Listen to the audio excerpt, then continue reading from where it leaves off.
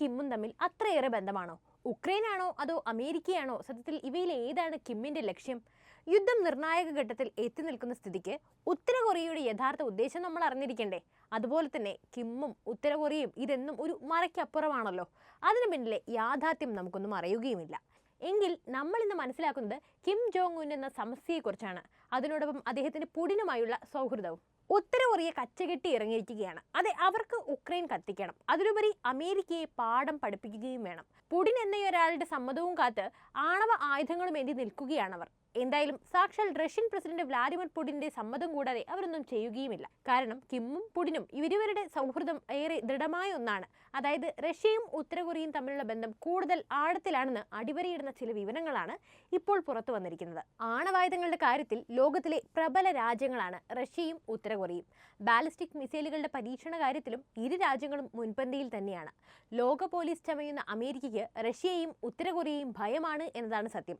ഇപ്പോൾ ഇവർ തമ്മിലുള്ള എണ്ണ വ്യാപാരം സംബന്ധിച്ച കണക്കുകളും ഈയടുത്ത് പുറത്തു വന്നിരുന്നു. ഈ വർഷം മാർച്ച് മുതൽ റഷ്യ ഉത്തര കൊറിയയ്ക്ക് 1 ദശലക്ഷത്തിലധികം ബാരൽ എണ്ണയാണ് വിതരണം ചെയ്തിരിക്കുന്നത്. ഇതിനു പുറമെ റഷ്യയ്ക്ക് തങ്ങളുടെ പരസ്യ പിന്തുണയ്ക്കും പ്രഖ്യാപിച്ചും കഴിഞ്ഞതാണ്. അതിനിടെ ഉക്രൈനിലെ യുദ്ധത്തിന് ആക്കം കൂട്ടാൻ ഉത്തര കൊറിയ റഷ്യയിലേക്ക് അയച്ച ആയുധങ്ങൾക്കും സൈനികർക്കുമുള്ള പ്രതിഫലമായിട്ടാണ് റഷ്യ ഉത്തര കൊറിയയ്ക്ക് ബാരൽ കണക്കിന് എണ്ണ കൈമാറിയതെന്ന വാർത്തകളും വന്നിരുന്നു.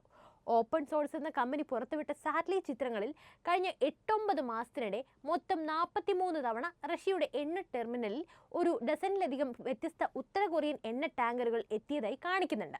അതേസമയം UN ഉപരോധ പ്രകാരം ഉത്തര കൊറിയയ്ക്ക് എളുപ്പത്തിൽ എണ്ണ ലഭ്യമാക്കുന്നത് നിയന്ത്രണ വിധേയമാണെങ്കിലും ഈ സാഹചര്യത്തിൽ റഷ്യയുടെ പ്രവർത്തനങ്ങൾ അന്താരാഷ്ട്ര നിയമങ്ങൾക്ക് വിരുദ്ധമായി തീരുന്നുവെന്ന് വിദഗ്ധർ വിലയിരുത്തുന്നു.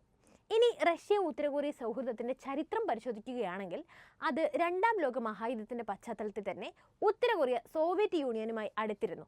1991 സോവിയറ്റ് യൂണിയന്റെ തകർച്ച ഉത്തര കൊറിയ ഒരു പ്രധാന ഗുണഭോക്താവില്ലാതെ ഉപേക്ഷിക്കുന്നു. ഇത് ആ ദശകത്തിന് ശേഷം വ്യാപകമായി ക്ഷാമത്തിനും കാരണമായി. 2000 അദ്ദേഹം പ്രസിഡന്റ് ആയതിന് തൊട്ടു പിന്നാലെ പുടിൻ ബന്ധം പുതുക്കാൻ വേണ്ടി ശ്രമിച്ചിരുന്നു. കിമ്മിന്റെ പിതാവും അന്നത്തെ നേതാവുമായിരുന്ന കിം ജോങ് ഇല്ലിനെ കാണാൻ പ്യോങ്യാങ് സന്ദർശിച്ചു. അങ്ങനെ ചെയ്യുന്ന ആദ്യത്തെ റഷ്യൻ നേതാവായി അദ്ദേഹം മാറുകയും ചെയ്തു.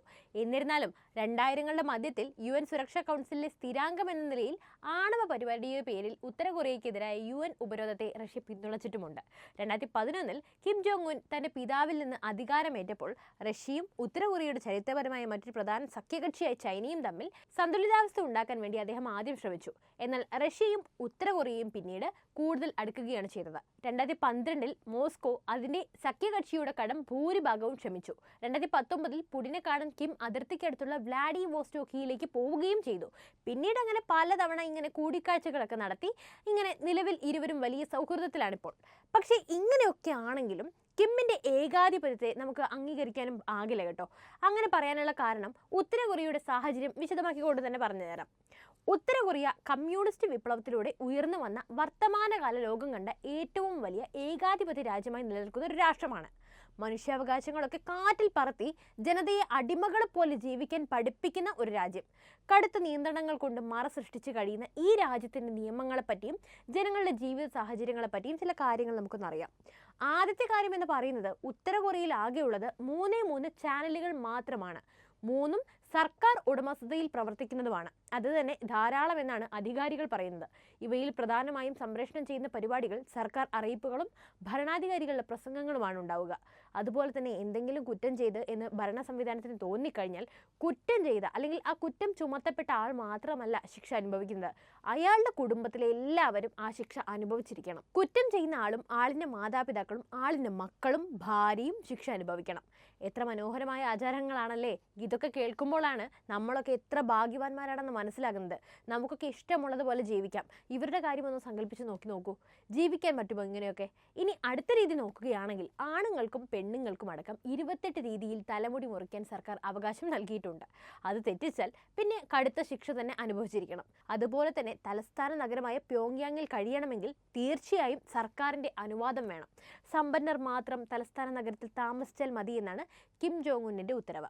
അടുത്തത് നമ്മുടെ സർക്കാർ സ്കൂളുകളിൽ പഠിക്കുന്ന കുട്ടികളെ നിങ്ങൾ എത്ര ഭാഗ്യവാന്മാരാണെന്ന് ഇത് കേട്ടാൽ നിങ്ങൾക്ക് മനസ്സിലാവും. നിങ്ങൾ നിങ്ങളുടെ ഡെസ്കും ബെഞ്ചും തല്ലി പൊട്ടിക്കുമ്പോൾ അങ്ങ് ഉത്തര കൊറിയയിൽ ഇരുന്ന് പഠിക്കുന്ന ബെഞ്ചിനും ഡെസ്കിനും വരെ ഫീസ് അടയ്ക്കണം. അതുപോലെ മറ്റൊരു കാര്യം, ഉത്തര കൊറിയയിൽ ബൈബിൾ കൈവശം വെക്കുന്നത് ഇപ്പോഴും കുറ്റകരമായ പ്രവൃത്തിയാണ്. പാശ്ചാത്യ സംസ്കാരം പ്രചരിപ്പിക്കാൻ ബൈബിൾ സഹായിക്കുമെന്ന കാരണത്താൽ ബൈബിളിന് രാജ്യത്ത് പ്രവേശനമേ ഇല്ലത്രേ. മറ്റൊന്ന്, പ്രമുഖ ഇലക്ട്രോണിക്സ് ടെക്നോളജി സേവനദാതാക്കളായ സോണിക്കും ആപ്പിളിനും രാജ്യത്തേക്ക് പ്രവേശനമേ ഇല്ല. സർക്കാർ ഉൽപ്പന്നങ്ങൾ മാത്രം ഉപയോഗിച്ചാൽ മതിയാകും. അതുപോലെ ഇവിടെ മേക്കപ്പിന് പോലും നിയന്ത്രണങ്ങളുണ്ട്. അതായത് ചുവപ്പ് നിറത്തിലുള്ള ലിപ്സ്റ്റിക് ധരിച്ചാൽ സ്ത്രീകൾക്ക് ആകർഷണീയത വർദ്ധിക്കുന്നതുകൊണ്ട് ഇവിടെ ചുവപ്പ് നിറത്തിലുള്ള ലിപ്സ്റ്റിക്കുകൾക്ക് നിരോധനമുണ്ട്. എല്ലാ കാര്യങ്ങളിലും ലാളിത്യവും എളിമയും കാത്തു സൂക്ഷിക്കണമെന്ന ഭരണകൂടത്തിന്റെ കാഴ്ചപ്പാടിന് വിപരീതമായിട്ടാണ് ഇത് കണക്കാക്കപ്പെടുന്നത്. നിയമപ്രകാരം ഉത്തര കൊറിയയിലെ സ്ത്രീകൾക്ക് കുറഞ്ഞ അളവിൽ മാത്രമേ മേക്കപ്പ് ധരിക്കാൻ പോലും അനുവാദമുള്ളൂ. അതേപോലെ മേക്കപ്പിൽ മാത്രമല്ല വസ്ത്രധാരണത്തിലും ഒട്ടേറെ വിലക്കുകൾ ഉത്തര കൊറിയയിൽ നിൽക്കുന്നുണ്ട്. സ്കിന്നി അല്ലെങ്കിൽ നീല നിറത്തിലുള്ള ജീൻസ് തിരഞ്ഞെടുക്കുന്നത്, ശരീരഭാഗങ്ങൾ തുളച്ച് ആഭരണങ്ങൾ ധരിക്കുന്നത്, പുരുഷന്മാർ മുള്ളറ്റ് ഹെയർ സ്റ്റൈൽ പിന്തുടരുന്നത്, സ്ത്രീകൾ മുടി നീട്ടി വളർത്തുന്നത് എന്നിവയെല്ലാം ഈ നിയമങ്ങൾക്ക് എതിരാണ്. അതുപോലെ തന്നെ കിം ജോങ് ഉന്നിന്റെ ഹെയർ സ്റ്റൈല് രാജ്യത്തെ ജനങ്ങൾ അനുകരിക്കരുത് എന്ന നിയമം മുൻപ് തന്നെ വാർത്തകളിൽ ഇടം നേടിയിരുന്നു. എന്തായാലും നിലവിലെ കണ്ടെത്തലുകൾ, അതായത് റഷ്യ ഉത്തര കൊറിയ ബന്ധത്തെക്കുറിച്ചുള്ള കണ്ടെത്തലുകൾ അന്താരാഷ്ട്ര രാഷ്ട്രീയത്തിൽ പുതിയ ആശങ്കകൾ ഉയർത്തിയിരിക്കുകയാണ്. റഷ്യയുടെ തണലിൽ ഉത്തര കൊറിയയുടെ ആണവായുധ വികസനം ത്വരിതഗതിയിൽ നടന്നുകൊണ്ടിരിക്കുകയാണെന്ന് വിദഗ്ധർ ആശങ്കപ്പെടുന്നു. അപ്പോൾ മാർക്കറ്റിൽ എണ്ണ വാങ്ങാൻ അനുവാദമില്ലാത്ത ലോകത്തെ ഏക രാജ്യമാണ് ഉത്തര കൊറിയ. ശുദ്ധീകരിച്ച പെട്രോളിയം വാങ്ങുന്നതിന്റെ അളവ് 5 ലക്ഷം ബാരലായി ഐക്യരാഷ്ട്രസഭ പരിമിതപ്പെടുത്തിയിരിക്കുന്നു. ഉത്തര കൊറിയയുടെ സാമ്പത്തിക ഘടനയിൽ എണ്ണയ്ക്കുള്ള കടുത്ത നിയന്ത്രണങ്ങൾ രാജ്യത്തെ ഭൂപ്രദേശത്തെയും സാമ്പത്തികമായും ഏറെ പിന്നിലേക്ക് നിർത്തുകയാണ്. എന്നാൽ റഷ്യയുമായുള്ള ഉത്തര കൊറിയയുടെ അളവിൽ കവിഞ്ഞുള്ള എണ്ണ വ്യാപാരം കൂടുതൽ പ്രതിസന്ധികൾ സൃഷ്ടിക്കുമെന്ന് തന്നെയാണ് വിദഗ്ധർ കണക്കാക്കുന്നത്. UN നിശ്ചയിച്ച പരിധിയിലധികമാണ് ഇരു രാഷ്ട്രങ്ങളും തമ്മിലുള്ള എണ്ണ വ്യാപാരമെങ്കിൽ ഇത് അന്താരാഷ്ട്ര ഉപരോധങ്ങൾ ലംഘിക്കുന്നതായി കണക്കാക്കപ്പെടും. ലോകത്തിലെ വൻ ശക്തിയായ റഷ്യയുടെ കീഴിൽ ഉത്തര കൊറിയ കൂടുതൽ കരുത്താർജിച്ച് വരികയുമാണ്. ഉത്തര കൊറിയയ്ക്ക് ആണവായുധങ്ങൾ വികസിപ്പിക്കാൻ ആവശ്യമായ സാമ്പത്തികവും സാങ്കേതികവുമായ പിന്തുണ റഷ്യ നൽകി വരികയും ചെയ്യുന്നുണ്ട്. അതേസമയം ഉത്തര കൊറിയയുമായുള്ള എണ്ണ വ്യാപാരം സംബന്ധിച്ച് റഷ്യ ഇതുവരെ പ്രതികരിക്കാൻ തയ്യാറായിട്ടുമില്ല.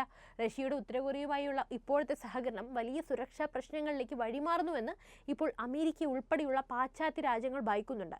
ഇവർ തമ്മിലുള്ള കൂട്ടുകെട്ട് കൊറിയൻ ഉപദ്വീപ് മുതൽ യൂറോപ്പ്, ഇന്തോ പസഫിക് മേഖലകൾ വരെയുള്ള അസ്ഥിരതയ്ക്ക് കാരണമാകാമെന്ന് ഇവർ കരുതപ്പെടുന്നു.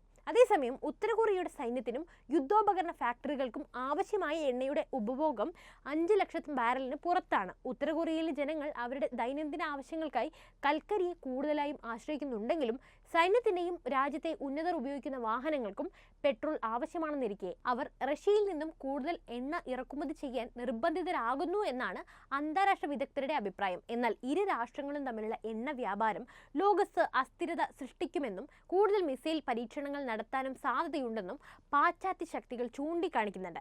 ഇവരുടെ വർദ്ധിച്ചു വരുന്ന സ്വാധീനം ഒരേപോലെ യൂറോപ്പിനെയും ഏഷ്യയെയും സമ്മർദ്ദത്തിലാക്കുമെന്നും നാറ്റോ സഖ്യരാജ്യങ്ങൾ കരുതുന്നു. ഉക്രൈൻ യുദ്ധത്തിൽ പുടിനുള്ള പിന്തുണ കിം ജോങ് ഉൻ ശക്തമാക്കുമ്പോൾ പകരം ഉത്തര കൊറിയ റഷ്യയോട് എന്തായിരിക്കും ആവശ്യപ്പെടുക എന്ന ആശങ്കയിലാണ് നിലവിൽ അമേരിക്ക ഉള്ളത്. ഉത്തര കൊറിയ ഇപ്പോൾ റഷ്യയിലേക്ക് പീരങ്കി ഷെല്ലുകളും റോക്കറ്റുകളും നിറച്ച 16,000 ഷിപ്പിംഗ് കണ്ടെയ്നറുകൾ അയച്ചിട്ടുണ്ടെന്നാണ് അമേരിക്കയും ദക്ഷിണ കൊറിയയും ഒക്കെ ഉറപ്പിച്ച് പറയുന്നത്. അതേസമയം പൊട്ടിത്തെറിച്ച ഉത്തര കൊറിയൻ ബാലിസ്റ്റിക് മിസൈലുകളുടെ അവശിഷ്ടങ്ങൾ ഉക്രൈനിൽ ചിതറിക്കിടക്കുന്നുവെന്ന വിവരങ്ങളും നിലവിൽ പുറത്തു വന്നിട്ടുണ്ട്. ഉക്രൈൻ അധിനിവേശത്തിന്റെ തുടക്കം മുതൽ റഷ്യൻ പ്രസിഡന്റ് വ്ളാഡിമിർ പുടിൻ ഉത്തര കൊറിയയുടെ കിം ജോങ് ഉന്നുമായുള്ള ബന്ധം ശക്തിപ്പെടുത്തിയിരിക്കുന്നു. ഇതിന്റെ ഭാഗമായി അടുത്തിടെ പുടിനും കിമ്മും ഒരു പ്രതിരോധ ഉടമ്പടിയിൽ ഒപ്പുവെക്കുകയും ചെയ്തു. UN സുരക്ഷാ കൗൺസിൽ പ്രമേയങ്ങൾ റഷ്യയും ഉത്തര കൊറിയയും ലംഘിക്കുകയാണെന്ന് ദക്ഷിണ കൊറിയയും അമേരിക്കയും പറയുന്നുണ്ട്. ചാരോപഗ്രഹങ്ങളും ബാലിസ്റ്റിക് മിസൈലുകളും മെച്ചപ്പെടുത്താനുള്ള സാങ്കേതിക വിദ്യ ഉത്തര കൊറിയ റഷ്യയ്ക്ക് നൽകുമോ എന്ന ആശങ്കയും അമേരിക്കയ്ക്കും ദക്ഷിണ കൊറിയയ്ക്കുമുണ്ട്.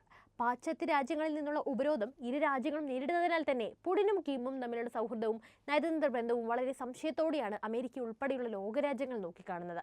ഉത്തര കൊറിയയും റഷ്യയും തമ്മിലുള്ള അടുത്ത ബന്ധം, പ്രത്യേകിച്ചും സാങ്കേതിക വിദ്യകളിലും പ്രതിരോധ മേഖലകളിലും പരസ്പര സഹകരണത്തിൽ വയ്ക്കുന്ന ശ്രദ്ധ അമേരിക്കയെ ഭയപ്പെടുത്തുന്നുമുണ്ട്. കിമ്മും പുടിനും ചേർന്നാൽ അതൊരു വൻ ശക്തി തന്നെയാണ്. ഇരുവർക്കും മറുതൊരു അഭിപ്രായവുമില്ല. അതുകൊണ്ട് തന്നെയാണ് ഇരുവരും സൗഹൃദവും എണ്ണ സൈനിക കൈമാറ്റങ്ങളും അമേരിക്കയെയും മറ്റ് പാശ്ചാത്യ രാജ്യങ്ങളെയും ഇത്ര ഭയപ്പെടുത്തുന്നത്. അപ്പോൾ ഈ വിഷയത്തെക്കുറിച്ചുള്ള നിങ്ങളുടെ അഭിപ്രായങ്ങൾ എന്ത് തന്നെയായാലും കമൻറ്റ് ചെയ്യൂ. അതോടൊപ്പം വീഡിയോ ഒന്ന് ലൈക്ക് ചെയ്യാനും ഷെയർ ചെയ്യാനും ശ്രദ്ധിക്കുമല്ലോ.